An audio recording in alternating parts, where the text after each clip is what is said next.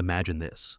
A small-town police officer walks into his own home, only to find his little girl kneeling on the floor, her tiny hands raw with pain, and beside her, a loyal German shepherd barking furiously at the shadows of betrayal. From that moment on, nothing would ever be the same. What secret tore through this family? And how far will a father go to protect the only light he has left? Before we begin this journey of courage, healing, and justice, tell me, where in the world are you watching from? Drop your city in the comments below, and let's see how far this story travels. Wishing you a peaceful day filled with warmth and kindness. The town of Ashford, Oregon, lay beneath a pale winter sun that cast a weak silver over the pine-clad hills. The air was crisp, thin enough that every exhale hung like smoke, and the sidewalks of Main Street shimmered faintly with patches of frost that had not melted since the night before.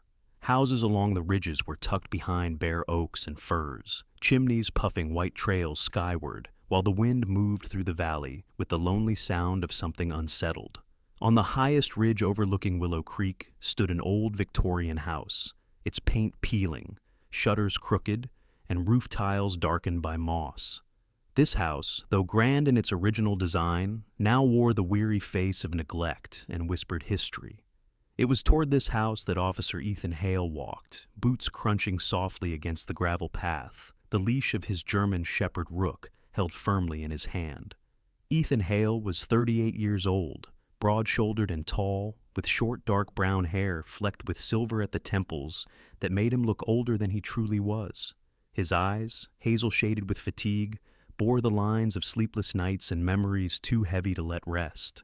Once, he had been a man brimming with confidence, one of the most promising officers in Portland's police department, known for his fairness, his quiet composure under pressure, and his willingness to shield the vulnerable. But life had a way of carving scars deeper than any blade. The death of his wife 3 years earlier had left him hollow, and though he continued to wear the uniform and uphold the law, inside, he carried the guilt of having distanced himself from his daughter Lily, entrusting her care to his wife's relatives in Ashford. Duty, grief, and avoidance had chained him elsewhere until now. The news he received about Lily's condition had forced him back here, to a house filled with shadows. Beside him padded Rook, his loyal German shepherd. Rook was 4 years old, a powerful dog with a thick black and silver coat that gleamed even under the cold winter sun. One ear carried a faint scar from a scuffle during his K-9 service days, and his amber eyes possessed both alertness and a strange depth, as if he carried an understanding of human pain. Rook was disciplined, trained to protect and respond to commands with precision, yet, when not on duty, he revealed a gentleness rare for such a formidable frame, resting his head on Ethan's knee or nudging the hand of a frightened child. For Ethan, Rook was more than a partner. He was a lifeline that tethered him to loyalty and duty when his own will faltered. The front gate creaked when Ethan pushed it open, the metal rusted and bent. The house loomed, windows dark, paint chipped, its grandeur spoiled by neglect. He had once visited this place with his wife, who had described it as the heart of her family's legacy. But in her absence, it had become a stage for decay. As he stepped into the yard, Rook stiffened, tail held rigid, ears tilting forward. Ethan followed his gaze to a window where a faint shadow moved. Inside, the first sound Ethan heard was the scrape of cloth against tile. He stepped into the hallway that smelled faintly of damp wood and lemon cleaner. The mansion's wide corridor stretched with portraits of ancestors whose stern faces seemed to judge from behind cracked glass. Following the sound, Ethan entered the kitchen, and there he froze. On the cold tiled floor knelt his daughter Lily. 7 years old, small for her age, her frame frail, as if each ounce of her weight had been drained by hardship.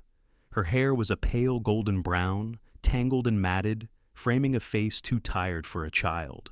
Her cheeks were hollow, her lips cracked, and her blue eyes, once full of laughter he remembered from the rare afternoons at the park, now looked vacant like the reflection of a winter sky. She wore a faded pink dress streaked with water, its hem torn, and in her raw hands she clutched an old rag, scrubbing at a spreading puddle on the floor. Blood had traced thin lines across her knuckles, staining the fabric crimson.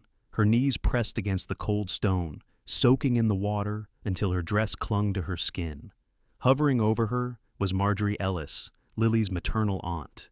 29 years old, she had once been admired in town for her beauty, tall with sharp cheekbones, jet black hair cut to her shoulders in waves, and a taste for bold clothing. Today she wore a fitted crimson blouse and black skirt, her lips painted to match. Yet her beauty had hardened into something cruel. Her eyes were dark, not with sorrow, but with calculation, and her smile never reached them. Marjorie was known for her ambition, her tendency to cling to wealth and status by any means. Since Sarah's death, she had managed to install herself within the household under the guise of guardianship, though whispers in town suggested she treated Lily less as a child and more as a servant. "Faster," Marjorie snapped, folding her arms. "Do you think floors clean themselves? And don't leave that corner, girl. You'll redo the entire section if I see a speck." Lily's shoulders trembled. She drew in a shaky breath, whispered almost inaudibly, "Please, my hands hurt." Marjorie's lips curved into a thin line, a mockery of compassion. "If you can whine, you can scrub, and don't you dare speak of this to your father. You remember what I promised, don't you? Your mother's ashes, out the door, scattered in the street, if you so much as breathe a word." The words struck like a whip. Lily bit her lip, silent tears brimming, but not falling. She bowed her head lower, dragging the rag across the tile. Rook gave a sharp bark, hackles raised, his deep chest vibrating with the warning growl of a guardian. Marjorie flinched, her mask slipping for a second, then straightened as if she had nothing to fear. Ethan had seen enough. His blood, hammered in his temples, his fists tightening at his sides. He had imagined returning to find sadness, perhaps neglect, but not this.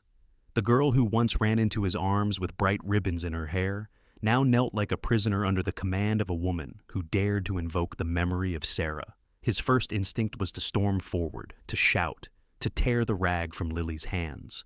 But years of discipline held him still. His gaze fell on Lily, and in her eyes he saw not only exhaustion, but also a flicker of desperate hope, as if she had been waiting for him to appear. He knelt slowly, lowering himself to her level. "Lily," he said softly, his voice unsteady from a mix of guilt and resolve. She lifted her face, lips trembling, and in her expression he saw Sarah, his late wife, so clearly it was as if she had returned for a fleeting instant. He reached for Lily's hand, but stopped when he noticed the raw skin, the blood, the rag soaked with crimson. His chest constricted. Rook moved closer, pressing against Lily protectively, his amber eyes locked on Marjorie. The dog's stance alone was enough to speak what Ethan had not yet voiced, that this child would not endure another day of cruelty without consequence. Marjorie's voice cut through the tension, saccharine and sharp. "Officer Hale, you're home early. You misunderstand. Children need discipline, and she's clumsy. I only meant to teach her order." But Ethan did not answer. His silence was heavy, more condemning than words. He lifted Lily gently into his arms, ignoring the sting of her blood against his palms. She buried her face against his chest, whispering once more, "Daddy, it hurts." Ethan's eyes closed tightly. He drew a deep breath, tasting the bitter frost of his own failure. For 3 years he had hidden behind work, behind grief, behind excuses. But here in this kitchen, with his daughter trembling and Rook bristling at his side, the truth shattered his denial. He had left Lily in the hands of someone unworthy, and she had suffered for it. That night, as the frost thickened over Ashford and the town lights flickered in the valley, Ethan stood alone by the window of the old Victorian house, his daughter finally asleep in her room upstairs. Rook lay by the door, ears twitching at every sound. Ethan's reflection stared back at him from the glass, weary and aged. But in his arms earlier, he had held more than guilt. He had held a second chance. And though shadows crowded every corner of the house, somewhere beneath them, a new vow began to form. The following morning dawned cold and colorless over Ashford, a light mist drifting down the slopes and softening the outlines of the town. Frost clung stubbornly to the branches of maples and firs, while the creek below the hill ran sluggish and dark, its waters muffled by thin sheets of ice. The Hale house stood gray against the pale sky, the Victorian structure brooding like a sentinel that had seen too many winters. Inside, silence pressed against the walls, broken only by the creak of floorboards as Ethan Hale descended the staircase, his boots heavy against the old wood. He had barely slept, his mind running circles around the sight of his daughter Lily, kneeling on the wet tiles the night before. In the kitchen, Lily was already awake, small shoulders hunched as she tried to pour water from a heavy pitcher into a glass. Her thin arms trembled under the weight. Rook padded beside her, eyes watchful, tail low but steady, as if guarding her from the very air. Ethan stepped closer and gently took the pitcher from her. "That's not your job, sweetheart," he said softly. She looked up at him with wide, weary eyes, then glanced quickly over her shoulder as though expecting Marjorie to appear. Her lips parted as if to speak, but only a whisper escaped. "Daddy, my hand hurts." Ethan knelt, gently turning her small palm upward. The skin was raw and cracked, her knuckles swollen, and faint streaks of blood marked the delicate fingers. He swallowed hard, pressing back the tide of rage that threatened to surface. Before he could respond, a sharp voice sliced through the stillness. Marjorie entered the room, tall and composed, her black hair freshly brushed into glossy waves, lips painted in crimson. She carried herself with a kind of theatrical grace, every step measured as if she were walking across a stage. Her smile was thin, her eyes quick and calculating. "Officer Hale," she said smoothly, "you coddle her too much. She'll grow soft if you don't allow discipline. Children must learn responsibility." Ethan rose slowly, his tall frame imposing in the dim light. "She's 7 years old, Marjorie, not your servant." His tone was low, steady, but beneath it lay steel. Rook gave a low growl, amber eyes locked on Marjorie's movements. Marjorie's smile faltered only for an instant, before she shrugged lightly, adjusting the pearl necklace around her throat, the same pearls that had once belonged to Sarah, Ethan's late wife. "Do as you wish, Ethan, but don't come to me when she grows wild." She swept past, heels clicking against the tiles, her perfume lingering in the air long after she left. Ethan exhaled slowly, then turned back to Lily. He lifted her onto a chair and opened the cupboard, searching for something simple she might eat. The cupboards were nearly bare, stocked only with old cans and dry bread, remnants of Marjorie's neglect. He frowned and made a mental note to change that. Rook sat by the chair, his massive frame a shield between Lily and the door, his eyes never straying far from her trembling hands. As Lily nibbled at a crust of bread, the back door creaked open. A new voice called, warm and crackled by age. "Anyone home?" Into the kitchen stepped Helen Carter, the neighbor from across Willow Creek. Helen was in her mid-60s, a retired school teacher with a sturdy build softened by years, gray hair tied neatly in a bun, and eyes the color of faded denim that always carried a spark of curiosity. Her cheeks were ruddy from the morning chill, and she wore a thick wool coat buttoned up to her chin. Known throughout Ashford as a woman of steady kindness and an instinct to protect children, Helen had raised 3 of her own before losing her husband to a mining accident decades earlier, a tragedy that had given her a fierce intolerance for cruelty. She paused at the sight of Lily on the chair, and Ethan crouched beside her, and her brows knit tightly. "So it's true," she muttered under her breath. "I wondered why I never saw the child in town anymore." She set a basket down on the counter, filled with fresh bread, apples, and a jar of honey. "I thought you might need this. Growing children need more than scraps." Her gaze flicked briefly toward the staircase where Marjorie's footsteps echoed faintly above, and her lips pressed into a thin, knowing line. Lily offered a small, shy smile. "Thank you, Mrs. Carter." Her voice was fragile, a trembling note barely audible. Helen's expression softened instantly. She reached forward, brushing a strand of tangled hair back from Lily's face. "You've got your mother's eyes," she said gently, "and that's a blessing." She straightened and looked at Ethan, her voice dropping to a private murmur. "She needs you here, officer. Don't leave her in this place alone." Ethan felt the weight of those words like iron. He nodded silently, his hand resting on Rook's head as the dog leaned against his leg. The day passed in a haze. Ethan spent hours checking each room of the old house, reacquainting himself with its echoing halls. Dust lined the shelves, curtains hung heavy with mildew, and the portraits of long-dead relatives glared down from the walls. He found himself pausing in Sarah's old piano room, where the lid of the instrument remained shut, its ivory keys untouched since her death. Lily hovered in the doorway, drawn yet afraid, until Rook nudged her gently forward with his nose. She sat briefly at the bench, her small hands hovering over the keys, but pulled back before striking a note, whispering, "Not without Mama." Ethan's throat tightened, and he placed a steadying hand on her shoulder without a word. That evening, Marjorie prepared dinner with a forced cheerfulness, setting plates with a flourish as though the household were a scene she controlled. The meal was thin, watery soup and stale bread, but she carried herself as if she had provided a feast. Ethan sat across from her, his jaw tight. Lily seated at his side, with Rook lying beneath the table, a silent sentinel. Midway through the meal, Lily winced and whispered again, "Daddy, my hand still hurts." Ethan gently unwrapped the bandage he had placed that morning. The skin beneath was angry and inflamed, the rawness deeper than he had realized. Marjorie's eyes flickered toward it, then quickly away. Ethan's voice hardened. "This ends now." Marjorie set her spoon down with a loud clink. "You speak as though I harmed her myself. I gave her chores. Every child must learn." "You gave her wounds," Ethan snapped, his composure slipping. Rook growled again, teeth bared briefly in the dim light. Marjorie leaned back, narrowing her eyes, but said nothing more. Later that night, after Lily had gone to bed, Ethan stood by the window again, looking out at the frosted yard. Rook lay at his feet, ears twitching at every creak of the old house. Helen's words returned to him, sharper now, undeniable. "Don't leave her in this place alone." He clenched his fists, his reflection staring back with hollow eyes, and made a silent vow that the cruelty he had witnessed would not continue.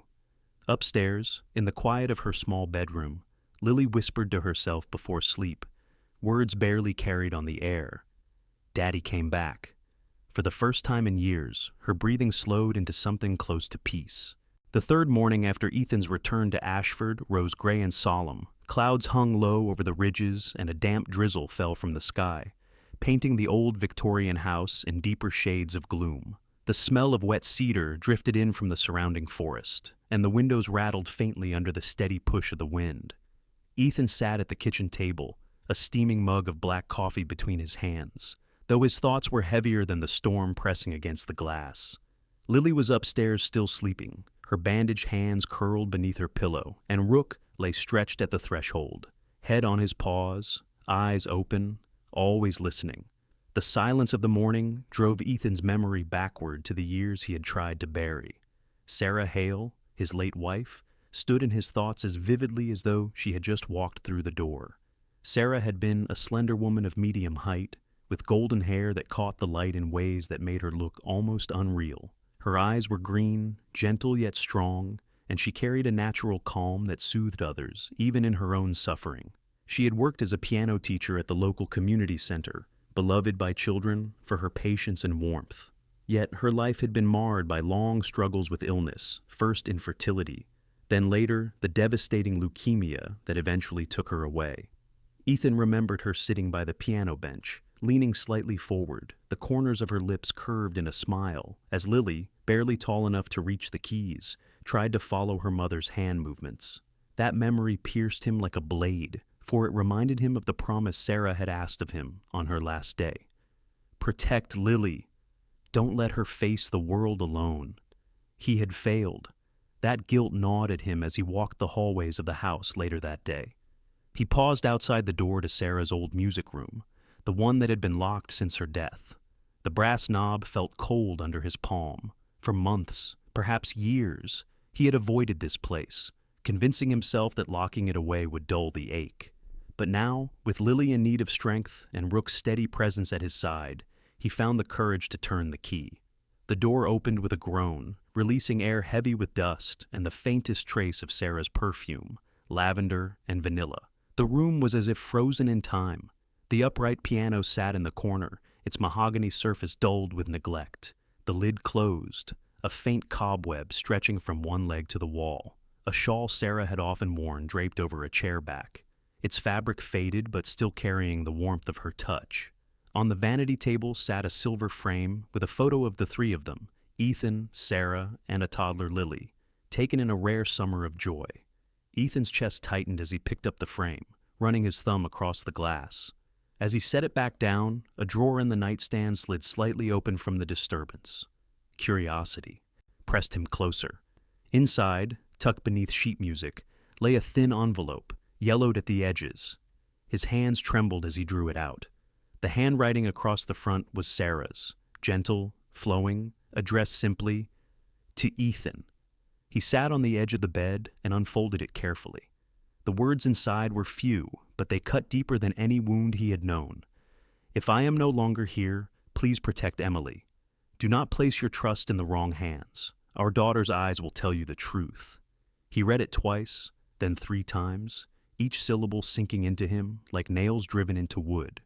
The clarity of her warning was undeniable, and he realized that Sarah must have feared this outcome even before her passing, that someone in the family would exploit Lily's vulnerability. Ethan clenched the letter in his fist, his jaw tightening as the drizzle outside thickened into steady rain against the windows. At that moment, the floorboard creaked lightly in the hallway. Lily had woken and was standing barefoot at the door, her pale hair falling across her face, the hem of her faded dress brushing her ankles. She clutched a worn stuffed rabbit in one arm, its fabric patched and ears askew. Her eyes, wide and uncertain, flicked from the letter in his hand to his face. "Daddy," she whispered, "what's that?" Ethan hesitated, then softened his expression. "It's from your mother," he said gently. He beckoned her closer, and when she stepped into the room, Rook padded behind her, his nails clicking lightly against the wood. Ethan pulled her onto his lap and let her read the first line of Sarah's handwriting. Lily traced the letters slowly with her finger, her lips moving as though forming the words silently. Her eyes filled with quiet wonder, and for the first time Ethan saw a faint spark of hope in them. They sat together in the dim light, listening to the rain. Lily's voice broke the silence. "She wanted you to protect me." "I will," Ethan whispered, his voice rough. "I've failed before, but never again." That night, after Lily had gone to bed, Ethan returned to the kitchen. The day had drained him, yet a determination now pulsed within him. He lit the small lamp over the table and unfolded Sarah's letter once more. The rain outside had eased, leaving only the sound of the creek rushing faintly in the distance. He thought of Marjorie, her cold eyes, the pearls that once belonged to Sarah gleaming mockingly against her throat, and his anger deepened into something firmer than rage. Resolve? Later, Rook rose suddenly from his place by the door, ears perked, body tense. The dog gave a single sharp bark toward the window. Ethan followed his gaze and caught a flicker of movement outside, a shadow passing too close to the house. He stepped quickly to the porch, hand on his holster, scanning the rain-slicked yard. There, in the distance near the tree line, he saw a figure retreating. A tall man, a dark coat, his stride too confident to be random. He could not make out the face in the dim light, but something about the man's build stirred suspicion. When Ethan returned inside, he found Lily at the top of the staircase, rubbing her eyes, frightened by the dog's bark. He climbed to her and crouched low, resting a hand on her shoulder. "Just a stranger passing by," he lied gently, not wanting to alarm her. But in his gut, he knew it was not random. Marjorie was not acting alone. Before putting Lily back to bed, he guided her into Sarah's room once more and let her sit at the piano bench. Rook lay beside them. Lily stretched her fingers across the keys, hesitant, then pressed one. A thin, wavering note filled the air, trembling but alive. Ethan placed his larger hand over hers, steadying her. Together, they pressed another chord, deeper, fuller, as if summoning Sarah's presence into the room. Lily smiled faintly for the first time since his return. When she finally closed the lid, Ethan whispered, "We'll make this house a home again." Outside, the rain eased to a mist, the storm retreating. But Ethan knew the true storm was only beginning. Ashford's rain finally lifted, but the following day dawned with a heavy fog that draped the town like gauze. The creek murmured under a thin film of mist, and the air carried the smell of damp earth and pine. The Hale house sat on its ridge, windows dim, its dark silhouette half lost in the fog. Ethan stood on the porch, arms crossed, his eyes scanning the narrow gravel road that wound up from the valley. Rook sat by his side, ears pricked, body taut. Both man and dog seemed to sense the approach of something unwelcome.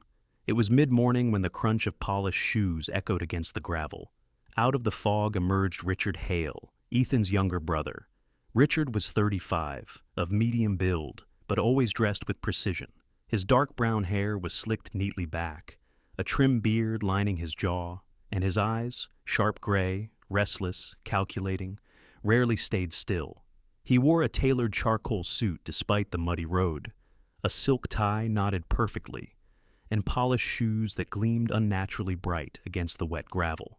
Richard had long cultivated the image of a man of success, though most of his dealings thrived in shadows. In Portland, he had earned a reputation not through law or honest trade, but by attaching himself to wealthy acquaintances, manipulating contracts, and slipping through loopholes. His charisma drew people, but those who trusted him often found themselves poorer in his wake. "Brother," Richard greeted with a smile that didn't touch his eyes. "Ashford fog suits you. I heard you were back. I thought I'd pay a visit. Family must keep close in times like these." Ethan's posture stiffened, though he forced his voice steady. "I didn't call for you." Richard's smile widened fractionally. "No, but word travels, and you know me, always willing to lend a hand." He stepped onto the porch without invitation, his gaze sliding past Ethan toward the door. His eyes flickered briefly upward, where Lily's shadow crossed a window. Rook gave a low growl, hackles bristling. Richard paused, his smirk faltering. "Still keeping the hound close, I see." Ethan rested a hand on Rook's head. "Closer than ever." Inside, the house was warmer, though heavy with silence. Richard took a seat at the kitchen table, brushing a sleeve across the chair as if dust might cling to him. Marjorie appeared from the stairway soon after, her lips painted in her usual crimson, her black dress hugging her figure. She greeted Richard with an ease too familiar. "You came," she said softly, almost warmly. Ethan's eyes narrowed. "You've spoken already." Richard spread his hands innocently. "She wrote me last week, concerned about the state of the estate. I came only to help." Marjorie's expression was composed, but a flicker in her gaze betrayed unease. She poured coffee into a cup and set it before Richard, her hand brushing his sleeve in a gesture too casual. Ethan felt the storm building inside him. "State of the estate? You mean my home, my daughter's home." Richard's gray eyes met his, calm and cool. "Of course. But Ethan, grief changes people. You've buried yourself in work, left this place drifting. Marjorie has tried to keep order, but it's too much for one woman. Maybe it's time for others to share the responsibility." The words slithered across the table, cloaked in concern, but heavy with intent. Ethan leaned forward, his voice low. "This is not about responsibility. It's about control." Richard only smiled faintly, sipping his coffee. "Control, responsibility. Two sides of the same coin. Think of it this way. You can focus on your police work, and we can handle the household, the foundation, the assets. Sarah's legacy must not wither." His voice lingered deliberately on Sarah's name, twisting it into leverage. Lily entered quietly then, her steps cautious, her worn stuffed rabbit clutched tightly in one hand. She wore a pale blue dress too small for her frame, its hem fraying. Her hair was combed but still tangled at the ends. She glanced nervously at Richard, then moved quickly to Ethan's side, pressing herself against his arm. Rook rose instantly, standing beside her, his presence grounding her like a wall. Richard's smile softened into something feigned paternal. "Lily, you've grown. I remember when you could barely reach the table. Don't you want to say hello to your uncle?" But Lily shook her head and buried her face against Ethan's side. Ethan's jaw clenched. The tension broke when a knock came at the door. Ethan rose, relieved for the interruption. At the threshold stood Jacob Reynolds, an old friend and lawyer. Jacob was in his 40s, lean, with sandy hair beginning to gray at the temples, glasses perched on his nose, and a steady demeanor that came from years of mediating disputes. He wore a simple brown overcoat, his briefcase tucked under one arm. His voice was calm but firm. "Ethan, I came as you asked. May I?" Ethan nodded and stepped aside. Jacob entered, his eyes sweeping the room, lingering briefly on Richard and Marjorie. He offered no smile, only a polite nod. I thought it best we speak regarding the legal matters of the Hale estate. Richard leaned back in his chair, lips curving into a knowing grin. Ah, the watchdog arrives. How convenient. Jacob ignored the jab, settling his briefcase on the table. There are still protections in place from Sarah's will. Ethan, you remain sole guardian of Lily and holder of the property. Any transfer of authority requires clear evidence of incapacity, which I see none of. His eyes flicked toward Richard, sharp. Richard's smile thinned, but did not vanish. Laws bend, Jacob, especially when a child's welfare is in question. And one might argue Ethan has not been present. Before Ethan could respond, Sheriff Frank Dalton entered. Behind Jacob, Frank was in his early 50s, tall, broad-shouldered, with weathered skin from years in the mountain sun. His brown uniform fit neatly, his badge gleaming. He was known for his fairness, his patience, and his refusal to bow to intimidation. His steady gaze swept the kitchen, lingering on Lily. I heard voices raised from the road, he said plainly. Everything all right here? Lily peeked out from Ethan's side, her eyes wide, and whispered faintly, He scares me. Frank's gaze hardened, not at her but at the two adults across the table. Children don't lie about fear. Marjorie's painted lips parted, her voice quick. Sheriff, please, you misunderstand. We only wish to provide structure. Frank raised a hand. Structure is one thing, fear is another, and I'll be watching closely. The fog outside began to thin, light slanting into the kitchen. Richard stood, buttoning his jacket smoothly. I only wanted to offer help, but if my presence is unwelcome, I won't press. His voice carried mock hurt, though his eyes gleamed coldly.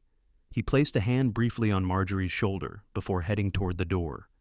We'll speak again, Ethan. Matters like this don't vanish. When the door closed, silence settled again. Lily clutched Ethan's sleeve tighter, whispering, Don't let him take me. Ethan knelt, brushing a strand of hair from her face. No one will, he said firmly. Rook pressed close, his amber eyes locked on the door, as though he knew the fight was only beginning. Jacob gathered his papers and looked at Ethan gravely. They're plotting something. You'll need proof, undeniable evidence, if this ever goes to court. Ethan nodded slowly, Sarah's letter heavy in his pocket, her words echoing in his mind. Our daughter's eyes will tell you the truth.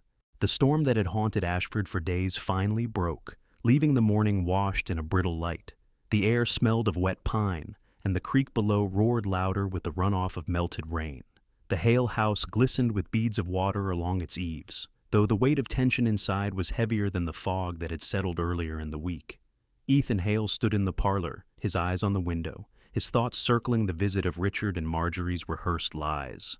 His fists tightened when he remembered Lily clutching his sleeve, whispering, Don't let him take me. He knew now more than ever that words were not enough. He needed proof. Rook paced restlessly, claws clicking against the wooden floor, his sharp ears twitching at every sound.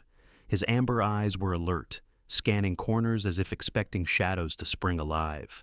Ethan crouched beside him, running a hand along his thick black and silver fur. We'll find it, boy, he murmured, one way or another. That afternoon, the household was quieter than usual. Marjorie had retreated upstairs, her heels tapping faintly overhead, while Lily sat, curled in an armchair, in the corner of the living room, her stuffed rabbit pressed tightly against her chest.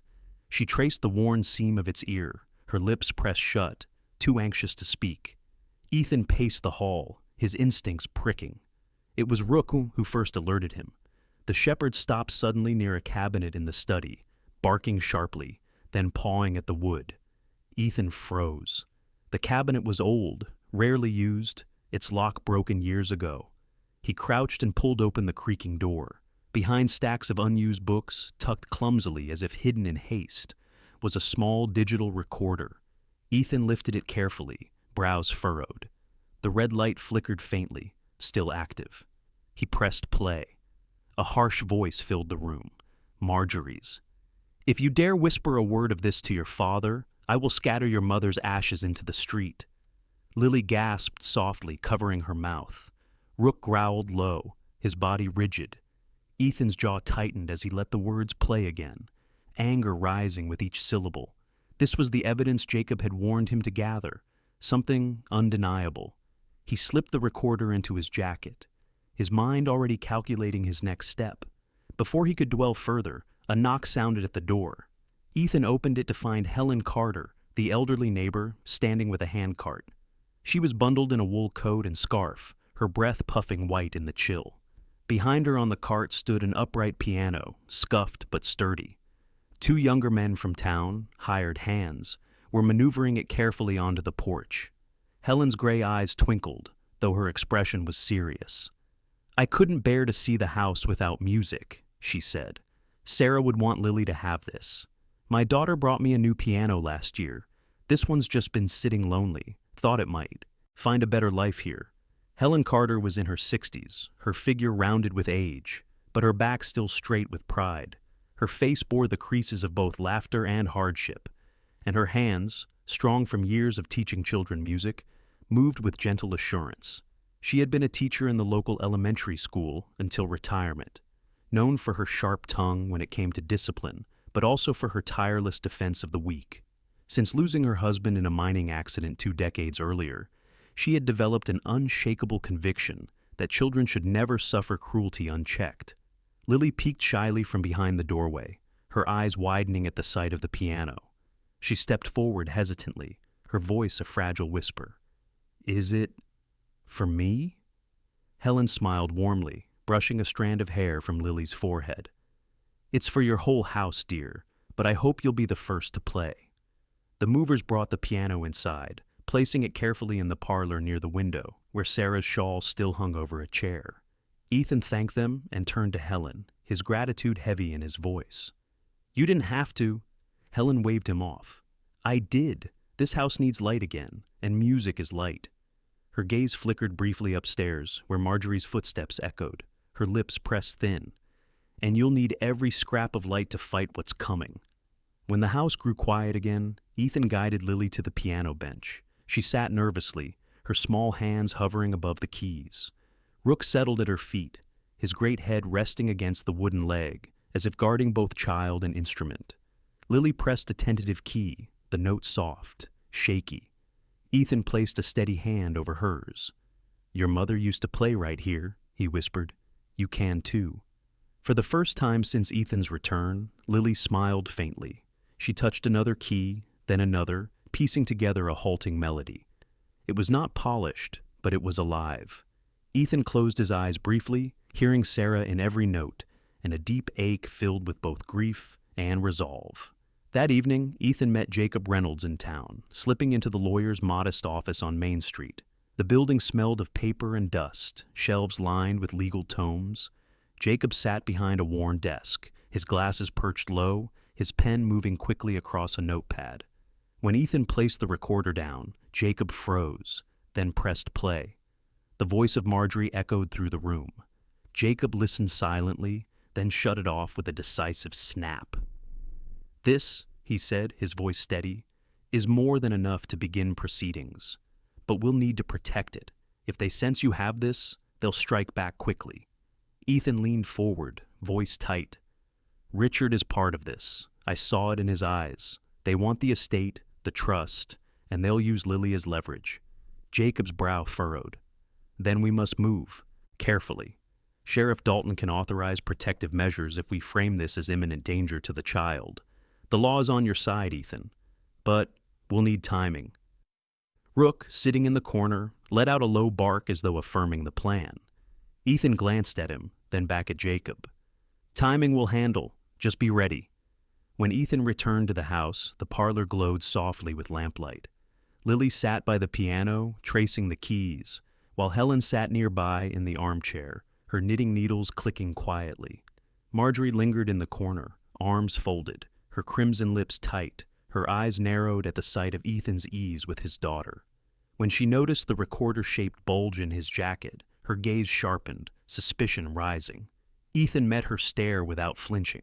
For the first time, he saw something shift in Marjorie's expression. Not victory, not confidence, but the faintest glimmer of unease. Rook rose from the floor, his chest expanding with a low growl that vibrated through the room, his amber eyes fixed squarely on her. The message was clear. The tide had begun to turn. Evening settled over Ashford with a strange hush, the mist curling back from the hills to reveal a pale crescent moon rising above the pines. The Hale house glowed faintly with the amber light of lamps, its windows like watchful eyes against the dark. Inside, the air was thick with the scent of roasted chicken and herbs, a meal prepared more out of performance than care. Marjorie moved briskly through the kitchen in a crimson dress that shimmered in the lamplight, her smile carefully composed, her gestures too deliberate, like an actress rehearsing a role. Ethan sat at the long oak table with Lily beside him, the little girl's fingers entwined with the worn fabric of her stuffed rabbit. Her pale blue dress looked freshly pressed, but her posture betrayed unease, her back stiff, eyes darting toward the door, as if she expected something bad to arrive. Rook lay stretched beneath the table, his heavy frame still, ears flicking at every sound from the hallway. His amber eyes never left Marjorie's movements. The front door opened precisely on cue. Richard Hale entered, his shoes polished to a mirror sheen, a black suit tailored sharply to his frame. He carried a leather folder under one arm, its corners stiff, the paper inside crisp. His smile was wide, but his eyes were narrow, scanning the room with the precision of a hawk sizing prey. "Brother," he greeted, his voice smooth as glass. "What a fine evening for family, and what a fine meal." He kissed Marjorie's cheek in a gesture too familiar, then placed the folder on the table with a soft but deliberate thud. "I thought tonight we might discuss practical matters, things that will ease your burdens, Ethan." Ethan leaned back slightly, his broad shoulders casting a shadow across the table. "My burdens are mine to carry." Richard laughed lightly, pulling out a chair. "Of course, but a wise man knows when to share weight. I've drawn up some documents, nothing extraordinary, just adjustments to management. You'll retain ownership naturally. We only want to help keep everything steady." As he spoke, Marjorie poured wine into 3 glasses, sliding one toward Ethan with a smile painted in red. "You've been exhausted since returning, haven't you? Let us take some of the load. Think of Lily's future." Ethan's hazel eyes flicked toward his daughter. She kept her head lowered, tracing circles on the rabbit's ear. His jaw tightened, but he said nothing, letting Richard slide the folder across the polished oak. Richard opened it smoothly, revealing stacks of neatly typed pages, every section marked with bright yellow tabs. "Just signatures where I've flagged. Routine authorization. This way the house is maintained, the trust handled responsibly, and you—" He paused, his smile widening. "You can focus on being a father again." Rook growled low, the rumble echoing beneath the table.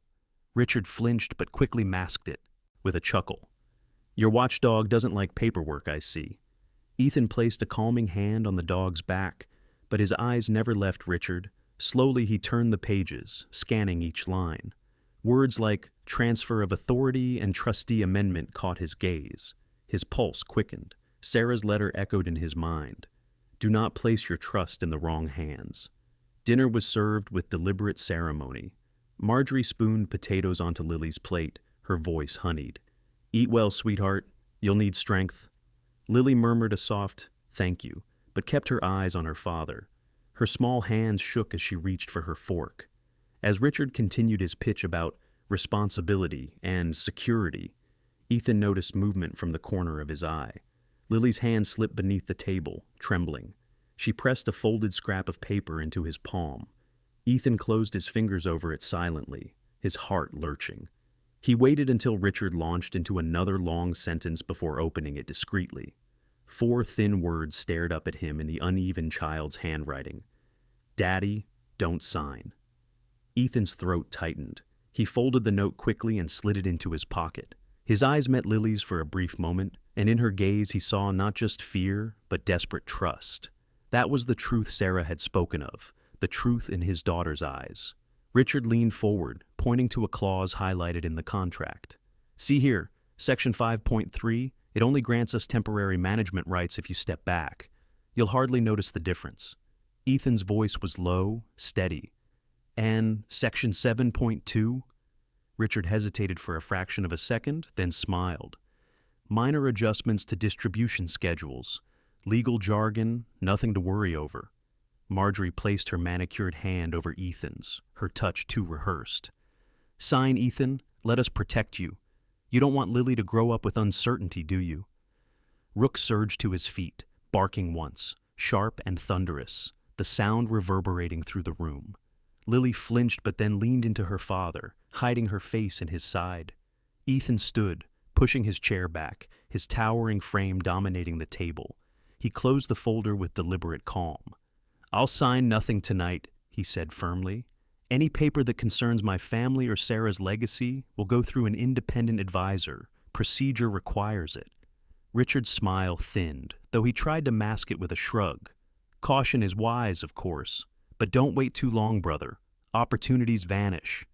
Marjorie's crimson smile faltered for the first time, her eyes narrowing with barely veiled frustration. She gathered the plates with brisk movements, muttering under her breath. Ethan's sharp ears caught it. Stubborn fool. The meal ended in brittle silence. Richard packed the folder neatly, his jaw tight, though his words stayed smooth. "We'll revisit this soon. I have faith you'll see reason." After they left, the house grew quiet except for the faint creak of the old beams. Ethan sat with Lily at the piano bench, Rook sprawled at their feet. He pulled the folded note from his pocket and placed it gently on the piano lid. Lily's eyes welled with tears, but this time they were mixed with relief. Ethan whispered, "I heard you, Lily. I won't let them take anything from you." He placed her small hand against the keys, pressing together to form a steady chord that lingered in the air. Upstairs, in the dim hallway, Sarah's shawl hung where it always had. It swayed faintly as if stirred by a draft, or perhaps by something unseen, watching. Morning in Ashford arrived with a chill that seeped through every window pane of the Hale house. The frost was sharp on the grass outside, glittering silver beneath the pale sunlight. From the porch, the distant mountains looked cut from stone, their edges dusted in snow. Ethan stood in uniform by the front steps, his breath visible in the cold air, while Rook paced along the porch rail, nose raised, as if tracking scents carried by the wind. Inside, Lily ate quietly at the table, her small hands wrapped around a cup of warm milk, her eyes still shadowed from the tension of the previous night. Ethan's resolve had hardened. Richard and Marjorie were circling closer, and if he didn't move first, they would. Sarah's letter burned like a living thing in his pocket, her words no longer a whisper, but a command. That morning, he drove into town with Rook in the passenger seat, the dog's black and silver coat gleaming in the sunlight. They stopped in front of Jacob Reynolds' office, a narrow brick building tucked between a bakery and the post office. Inside, the air smelled of coffee and paper. Jacob, tall and lean, with sandy hair and wire-rimmed glasses, looked up from his desk as Ethan entered. His face carried lines from years of legal battles, but his eyes remained steady and sharp. He pushed aside a stack of folders. "You didn't sign, I assume?" Ethan shook his head, setting the folded note from Lily onto the desk. "She warned me. They would have stolen everything." He pulled out the small recorder Rook had unearthed from the cabinet and played Marjorie's voice again, the threat slicing through the quiet office. Jacob listened intently, then leaned back in his chair. "That's admissible, but if we want the court to act quickly, we need corroboration. A recording is strong, but catching her in the act, with witnesses, would be stronger." At that moment, the door opened, and Sheriff Frank Dalton stepped inside. Frank was in his early 50s, broad and sun-weathered, his gray mustache neatly trimmed. He wore his uniform with the kind of quiet authority that never needed to raise its voice. He closed the door behind him, nodding to Ethan and Rook before addressing Jacob. "You asked me here. What's the plan?" Jacob gestured to the recorder. "We have her words, Sheriff, threats against a child. But Richard and Marjorie will claim manipulation or fabrication. We need them to incriminate themselves openly, in the house, on record." Frank's gaze turned to Ethan, his tone grave. "That means baiting them into saying what they really think. Dangerous game. Are you ready for that?" Ethan's hazel eyes darkened. "I don't have a choice. Lily doesn't have a choice." Rook barked once, sharp, as if to punctuate the vow. Frank pulled a small case from his coat and set it on Jacob's desk. Inside lay a new device, no larger than a smoke detector. This one's department-issued, activates automatically when voices rise above a certain pitch. It'll hold in court if we file it properly. But once they realize you've trapped them, things could turn ugly.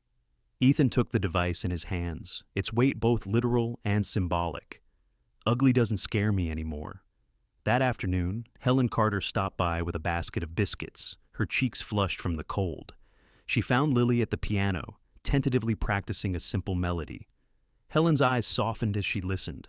Then she noticed Ethan working near the bookshelf, his movements oddly deliberate. She set down the basket and approached quietly.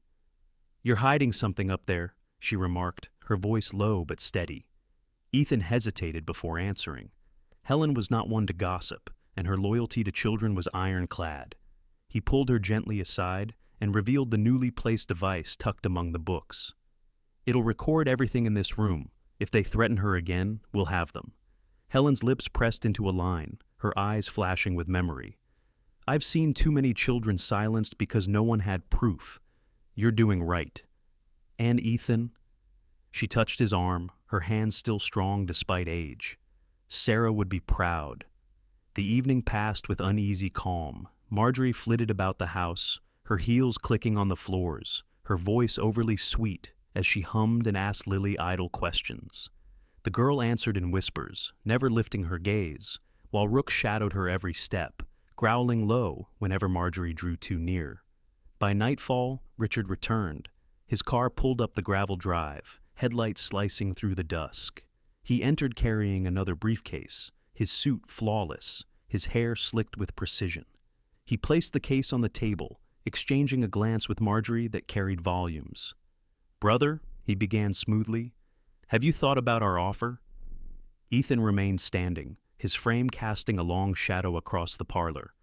"I have, and I'll consider it after independent review. Nothing sooner." Richard's jaw twitched, though his smile stayed fixed. "Independence is expensive, Ethan.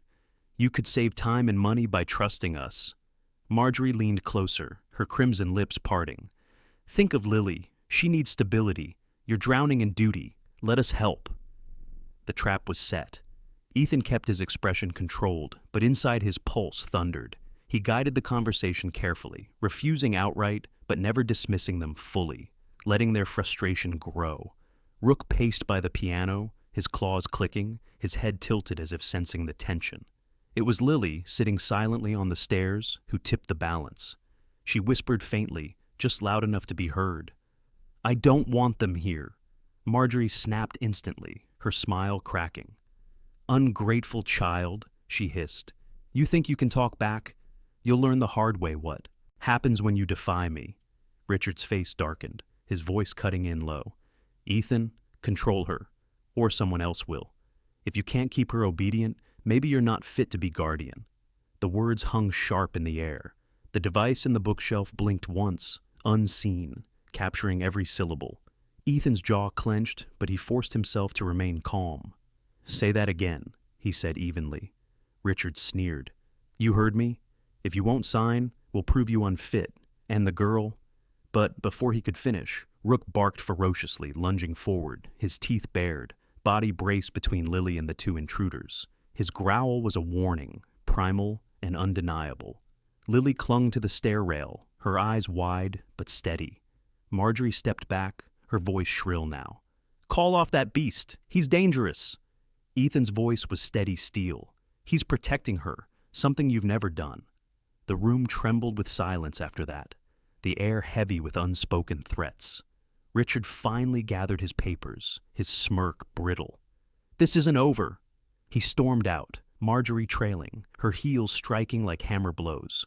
When the door slammed shut, Ethan sank onto the piano bench, his hands trembling.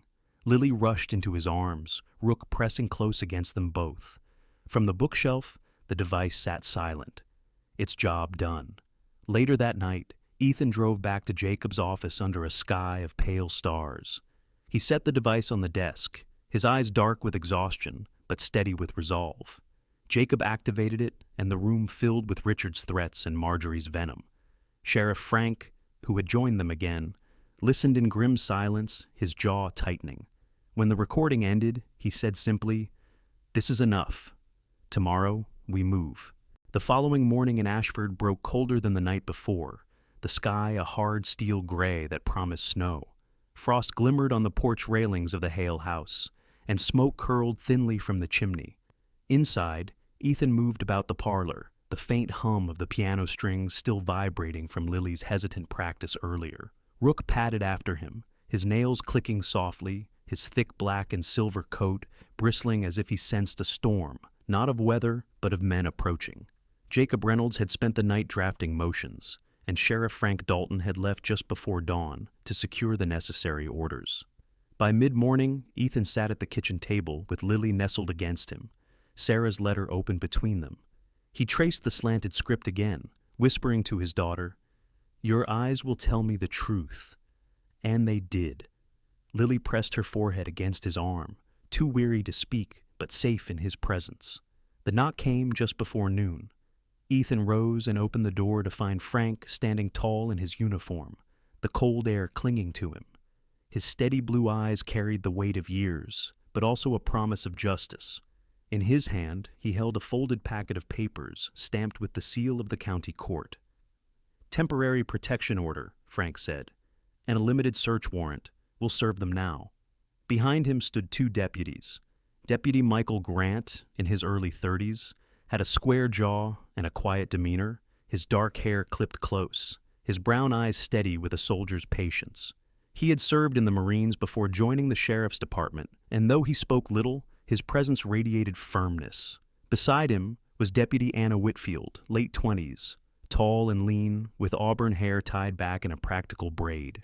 Her green eyes were sharp, and she carried herself with the poise of someone determined to prove herself in a county where women in uniform were still eyed with skepticism. Inside, Marjorie appeared at the top of the stairs, her black dress flowing as she descended, her painted lips forming a cold smile. Richard emerged from the study, his suit immaculate, his silver tie pin glinting. His eyes, however, flickered with irritation at the sight of Frank and the deputies. Frank's voice was level but commanding. "Richard Hale, Marjorie Ellis. By order of the court, you are under investigation for conspiracy to defraud and child endangerment. We will be conducting a search of common areas and seizing any evidence related to these allegations." Richard laughed softly, though the sound was hollow. "Sheriff, this is absurd. My brother's grief has clouded his judgment, and you're enabling his paranoia." Marjorie descended fully, clutching Sarah's pearl necklace around her throat as if it were armor. "How dare you enter this house without—" Frank held up the sealed papers, his voice cutting her short. "We have lawful authority. You will comply." Ethan stood behind Frank, Lily at his side, and Rook pressed close, growling low in his chest. The tension vibrated like a storm about to break. The deputies moved methodically, checking the study, the parlor, the cabinets. Anna Whitfield paused at the piano, her gloved fingers brushing Sarah's shawl draped across the chair. She glanced back at Ethan and Lily, her eyes softening briefly before returning to duty. Michael Grant located Richard's briefcase by the desk.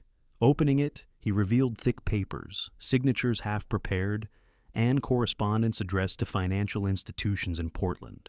Jacob, who had arrived quietly and now stood by the doorway in his overcoat, adjusted his glasses and examined the documents with swift precision.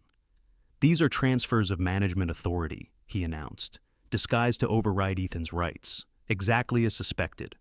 Marjorie's mask cracked. "He's lying," she snapped, her voice shrill. "This is just routine. Ethan was supposed to—" Rook erupted in a bark so fierce the walls seemed to vibrate, his amber eyes blazing. He lunged a step forward, teeth bared, forcing Marjorie back. Lily clutched Ethan's sleeve tighter, but did not cry this time. She simply stared at Marjorie, her small chest heaving with the courage of defiance. Frank raised his hand, his tone quiet, but devastatingly firm. "We also have audio evidence." He nodded to Jacob, who produced the device. With one press, Marjorie's recorded voice filled the room. "If you dare whisper a word of this to your father, I will scatter your mother's ashes into the street." The words landed like a hammer blow. Silence followed, broken only by Lily's faint intake of breath. Richard's jaw clenched. Marjorie staggered back, her hand trembling against the pearls at her throat. Deputy Anna's voice was steady, her eyes fixed coldly on Marjorie. "Threatening a child with desecration of her mother's remains, That alone could place you behind bars. Richard tried to regain composure, his tone oily. This is a distortion, a trick. You think you can humiliate us like this? Frank stepped forward, his towering frame silencing the room. This is not humiliation. This is justice. He signaled to the deputies. Take them. Michael moved with practiced precision, securing Richard's wrists with steel cuffs, his voice low but firm. You have the right to remain silent. Richard's face burned red, his gray eyes filled with venom. He leaned close to Ethan as he was led past, whispering like a blade sliding across stone. You'll regret this. Anna approached Marjorie, who tried to pull back, her shriek echoing through the house. But Anna's grip was iron, her face unreadable as she cuffed her. Enough! Through it all, Lily clung to her father, her small hand gripping tightly, her blue eyes wide but unflinching. Rook pressed close, his chest rumbling with a growl that faded only when the front door closed behind Richard and Marjorie, their protests muffled as the deputies led them away. Silence reclaimed the house. Ethan dropped to one knee beside Lily, his hand brushing her hair back gently. It's over, he whispered. You're safe now. Jacob gathered the evidence, his voice calm but resolute. This will hold in court. Ethan, you've done what Sarah asked of you. Frank turned at the door, his hand resting briefly on Ethan's shoulder. Tonight, let the house be quiet. Tomorrow, we'll face the rest. As the patrol cars pulled away, the house settled into a stillness Ethan had not felt in years. Lily climbed onto the piano bench, Rook lying beside her. She pressed a single key, the note ringing clear in the silence. Ethan sat beside her, his voice low but steady. We'll fill this house with music again. For the first time, Lily smiled. Winter in Ashford loosened its grip slowly. The snow that had blanketed the valley began to retreat, leaving the streets lined with damp patches of earth and the rooftops dripping in rhythm with the thaw. The Hale house, once cloaked in fear, felt lighter in its silence. Richard and Marjorie were gone, awaiting trial under heavy charges, and the weight of their shadows no longer pressed against the walls. Yet peace did not arrive all at once. It crept in like a shy guest, tentative and fragile. Ethan knew the hardest work still lay ahead. Lily bore scars that could not be erased by one arrest. She woke often in the night, clutching her rabbit, her blue-gray eyes wide with lingering dread. She would sometimes sit at the piano but hesitate, her fingers hovering above the keys, too afraid to press. Ethan kept close to her side, promising again and again, "You're safe. I am here." Still, he sensed that words alone were not enough. It was Jacob Reynolds who suggested a professional. "There's someone I trust," he said one afternoon as he sat in Ethan's kitchen, glasses perched low on his nose. "Leah Simmons, a psychologist in town. She's worked with children who've seen far too much. She has a way of helping them find their voices again." That following week, Ethan brought Lily to Leah's office. The building stood at the end of a quiet street near the town library, painted pale green with a brass bell that chimed gently when the door opened. Inside, the air smelled faintly of lavender. The waiting room had no cold benches or fluorescent lights, but soft armchairs, shelves of books, and a low table scattered with crayons and blocks. Leah Simmons greeted them at the door. She was in her early 40s, tall and willowy, her long brown hair tied loosely at the nape of her neck. Her hazel eyes were calm, intelligent, carrying both strength and compassion. She wore a navy cardigan over a simple gray dress, her movements measured and graceful, as if designed to soothe the anxious. Her voice, when she spoke, was low and warm, the kind that wrapped around a child like a blanket. "Hello, Lily. I'm Leah. You don't have to call me doctor. Here, no one has to do anything they don't want." Lily clung tightly to Ethan's hand at first, her face half hidden in his sleeve. Rook, sensing her fear, pressed against her legs, his thick fur a living shield. Leah crouched slightly so her eyes met Lily's. "I like dogs," she said softly. "May I say hello to yours?" Rook tilted his head, sniffed the air, and after a moment leaned forward enough for Leah to brush her hand gently against his back. "Strong boy," she murmured, "protective. You must feel very safe with him around." Lily's lips parted slightly, a whisper escaping. "Yes." It was the first word she had spoken since stepping inside. Ethan felt his throat tighten. During the first session, Leah kept things simple. She placed a tray of sand on the table, with small figures of trees, houses, and animals beside it. Sometimes it's easier to tell stories in pictures, she explained. Lily hesitated, then placed a small figure of a girl beside a toy German shepherd in the sand. Slowly, she began to move the figures, building a scene: a tall house, a shadow figure at the door, the girl hiding behind the dog. Leah watched quietly, then asked, "What color is fear like?" Lily whispered, "Gray." Leah nodded. "And what color is safety?" After a pause, Lily pointed at the yellow crayon. "Yellow." For the first time, Ethan saw Lily's shoulders relax, even if only slightly. He knew then Leah could reach where he could not. Weeks passed, each session drawing Lily further out of her shell. Leah taught her simple breathing exercises, counting slowly like the beats of a song.